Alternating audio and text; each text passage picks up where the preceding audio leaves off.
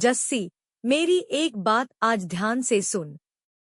युद्ध में मेरे साथ दो बातें हो सकती हैं। या तो मैं युद्ध जीतकर जिंदा वापस लौट कर आऊंगा या वीरगति को प्राप्त करके तिरंगे में लिपट कर आऊंगा। जस्सी, तू ऐसा क्यों बोल रहा है? तू तिरंगे में लिपट कर नहीं बल्कि हाथ में तिरंगा लहराते हुए लौटेगा। अपनी बात खत्म करते ही हेमा की आंखों से आंसू टपकने लगे थे।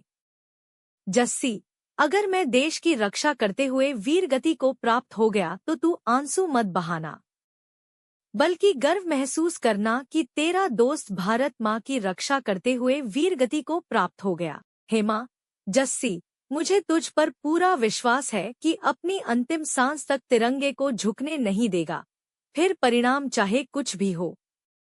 मुस्कुराते हुए जस्सी ने कहा, यह हुई ना बात, तूने सही कहा है कि अपनी आखिरी सांस तक तिरंगे को झुकने नहीं दूंगा।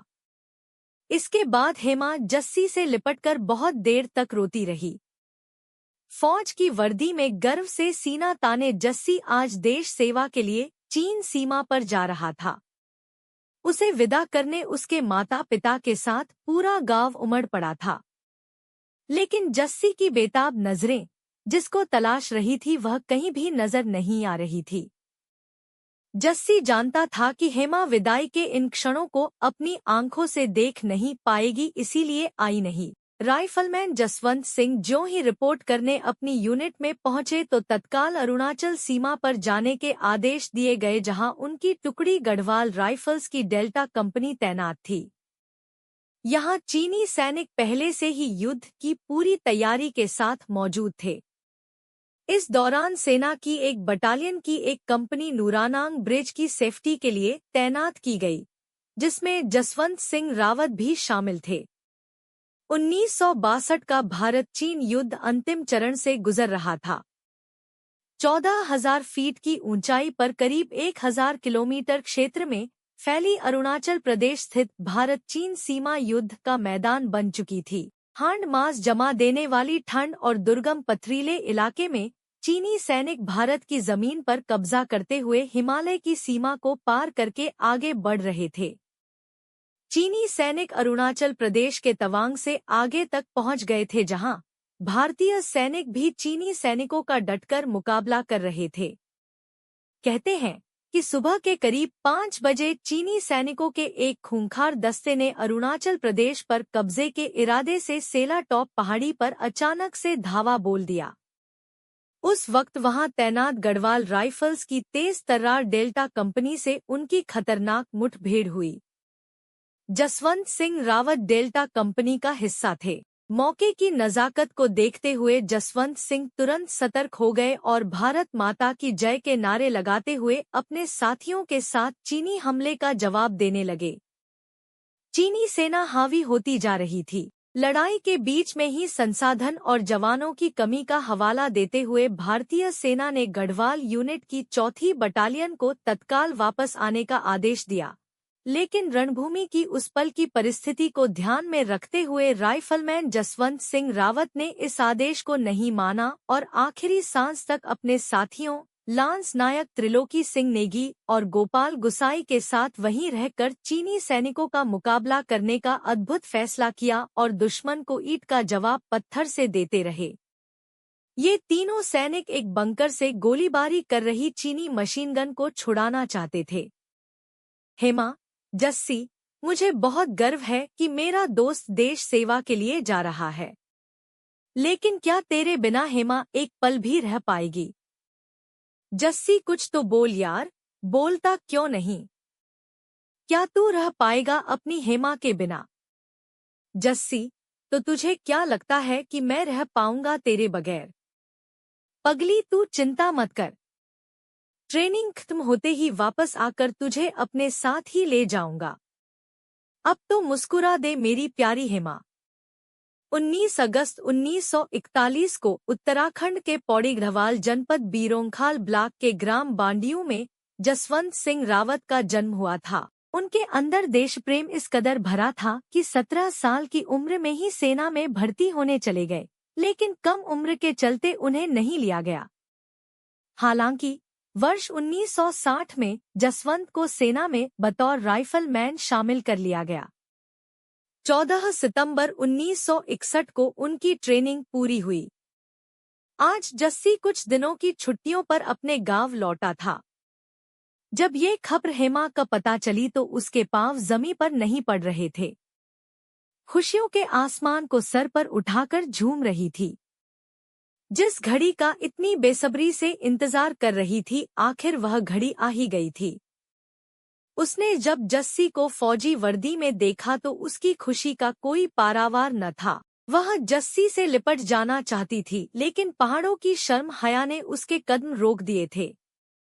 दूसरे दिन दोनों शिवालय में शिव के दर्शन के बाद खूब देर तक बातें करते रहे। अब हेमा का अधिक समय जस्सी के साथ ही बीत रहा था। पहले की तरह आज जस्सी और हेमा गायों को चराने जंगल गए हुए थे। इधर हेमा गायों को घास चराने में व्यस्त थी तो उधर जस्सी बांसुरी पर कोई सुरीली पहाड़ी धुन बजा रहा था। जस्सी की बांसुरी से ये धुन सुनकर हेमा खुद को रोक न पाई और थिरकने लगी। बांसुरी बजाते हुए जस्सी भी उसे देखकर मंद मंद मुस्कुरा रहा था। बांसुरी की धुन की लहरों में डूबकर हेमा अब जस्सी की बाहों में समा गई थी। जस्सी भी उसके घने रेशमी बालों को सहलाने लगा था। मतवाली पौन अपने शीतल झोंकों से बर्फीली वादियों को पुचकारते हुए अपनी तरुणाई का इजहार कर रही थी। सामने पहाड़ की ऊंची धवल बर्फीली चोटी अपनी चमक से पहाड़ों के केसरिया आंचल में मोतियां पिरोते हुए इतरा रही थी। आकाश में घने काली घटाएं भी ठुमक ठुमक कर अटखेलियां कर रही थी। पहाड़ों की शीतल पौन भी देवदार की टहनियों की बाहों में समाकर से इश्क फरमा रही थी। इसी दौरान जस्सी के चाचा का लड़का आनंद हामफता हुआ जस्सी के पास आया और एक कागज का टुकड़ा थमाते हुए बोला, दादा, अभी अभी डाकिया आपके नाम की एक चिट्ठी देकर गया है। जस्सी ने देखा वह चिट्ठी नहीं, बल्कि भारतीय सेना की ओर से भेजा गया एक टेलीग्राम था जिसमें लिखा था, चीन के साथ भीषण युद्ध छिड़ गया है, सभी छुट्टियां रद्द, यूनिट में तुरंत रिपोर्ट करो। टेलीग्राम पढ़कर जस्सी हेमा की ओर चिंता भरी नजरों से देखने लगा। चुप्पी तोड़ते हुए हेमा ने पूछा, जस्सी इतना शांत क्यों है? क्या लिखा है इस चिट्ठी में जो तू इतना उदास हो गया है? जस्सी, हेमा, यह चिट्ठी नहीं टेलीग्राम है। इसमें लिखा है कि भारत और चीन के बीच अरुणाचल प्रदेश में भीषण युद्ध छिड़ गया है। तो क्या तुझे अब तुरंत सीमा पर लौटना होगा? आश्चर्य भरी नजरों से जस्सी की तरफ देखते हुए हेमा ने पूछा। जस्सी, हाँ हेमा, मुझे तुरंत माँ भारती की सेवा में सीमा पर जाना ही होगा। माँ भारती ने मुझे बुलाया है। हेमा, यदि माँ भारती ने बुलाया है तो मैं तुझे रोकूंगी नहीं। काश इस युद्ध में मैं भी तेरे साथ होती। जस्सी की वीरगाथा। 1962 में हुए भारत चीन के भीषण युद्ध के कई किस्से आज भी जीवंत हैं।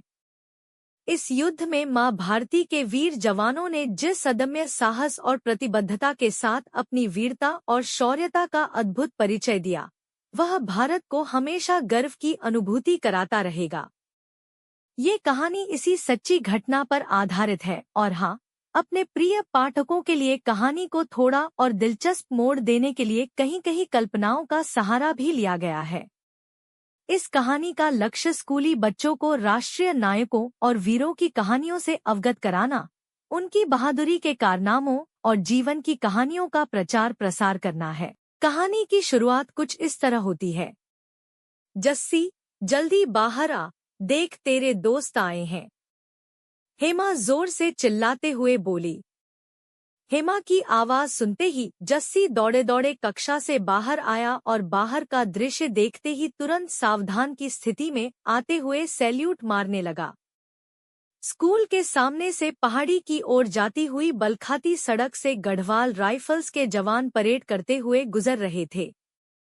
स्कूल के दूसरे छात्र छात्राओं ने जब सेना की टुकड़ी को आंखों के सामने से जाते हुए देखा तो सभी सैल्यूट मारकर उनका अभिवादन करने लगे। गढ़वाल राइफल्स के commanding officer colonel Harshvardhan Singh Rana की नज़र जब जस्सी पर पड़ी तो उनके चेहरे पर मुस्कान साफ झलक रही थी। उनसे रहा नहीं गया और जस्सी के पास आकर बोले, बेटा क्या नाम है तुम्हारा? जस्सी, मेरा नाम जशवंत सिंह रावत है, लेकिन मेरी माँ और गांव के सब बच्चे मुझे जस्सी बुलाते हैं। कर्नल राणा, लेकिन आपको सैल्यूट मारना सिखाया किसने? जस्सी, मेरे चाचा मोहन सिंह रावत जी ने। वह भी आपकी तरह फौज में है। कर्नल राणा, अच्छा जस्सी बेटा ये बताओ बड़े होकर क्या बनना चाहते हो? जस्सी, बड़े होकर मैं भी आपकी तरह फौज में भर्ती होकर दुश्मन को हराकर अपनी मातृभूमि की सेवा करना चाहता हूँ। फौज की वर्दी मुझे बहुत पसंद है। हेमा जो अभी तक चुप खड़ी थी तपाक से बोली, मुझे भी बड़े होकर जस्सी की तरह फौजी बनना है। मासूम और भोले बच्चों के मुख से देश प्रेम की बातें सुनकर कर्नल हर्षवर्धन सिंह राणा की आंखें भर आई। दोनों बच्चों के सर पर हाथ रखकर आशीर्वाद दिया और फिर अपनी टुकड़ी के साथ रवाना हो गए। जस्सी और हेमा उत्तराखंड के गढ़वाल जिले के एक छोटे से गांव में रहते थे। गांव के ही प्राइमरी स्कूल से शिक्षा ग्रहण कर रहे थे। दोनों एक दूसरे के बिना एक पल भी नहीं रह सकते थे। साथ साथ जंगल में गायों को चराते, साथ साथ नदी से हर शाम पानी भरने जाते और स्कूल आना जाना भी साथ साथ था। आज 12वीं का परीक्षा परिणाम आया जिसमें जस्सी और हेमा दोनों उत्तीर्ण हुए। ये पल दोनों के लिए खुशी का पल था, लेकिन जस्सी को एहसास हुआ कि हेमा के चेहरे पर खुशी की जगह उदासी पसरी हुई थी। बहुत खामोश और गुमसुम थी। जस्सी स्वयं को रोक नहीं पाया और हेमा से पूछा, हेमा, हम दोनों ही 12वीं में सफल हुए हैं और तू फिर भी इतनी उदास क्यों है? हेमा का गला भर आया और अपने आंसुओं को साफ करते हुए बोली, जस्सी तू तो अब फौज में भर्ती हो जाएगा और यहाँ गांव में तेरे बिना मैं कैसे रहूंगी? तू लड़का है न, तो तू नहीं समझ पाएगा एक लड़की की पीड़ा को। जस्सी का दिल भी भर आया था, लेकिन अपने जज्बातों को दबाए रखा। हेमा के आंसुओं को पोंछते हुए बोला, पगली फौज में जा रहा हूँ देश सेवा के लिए। तुझे तो गर्व होना चाहिए मुझ पर, और तू है कि बिन बादल के सावन को न्योता दे रही है।